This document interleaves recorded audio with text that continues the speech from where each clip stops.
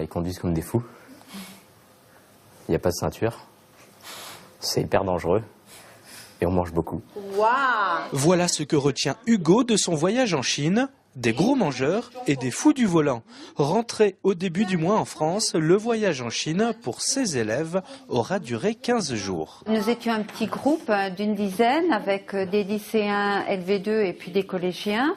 Ils étaient émerveillés puisque la Chine est un pays complètement décoiffant. C'est un pays à la fois très contrasté avec un passé très riche, une architecture des bâtiments, de très vieux bâtiments, mais aussi des buildings très modernes, un parc automobile très moderne.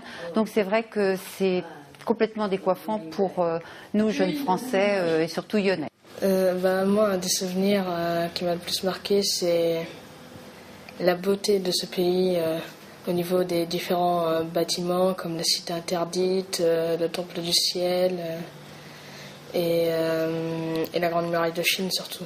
Moi, ce qui m'a le plus marqué, c'est les Chinois quand ils viennent nous accoster et qui nous demandent de prendre des photos avec nous parce qu'en fait, ils aiment beaucoup les Occidentaux. Depuis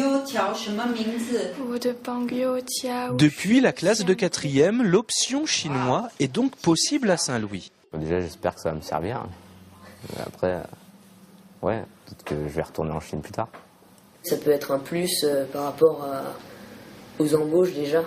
Quand les patrons prennent ceux qui savent bien parler anglais, mais si on parle chinois en plus, ça peut être une occasion de plus.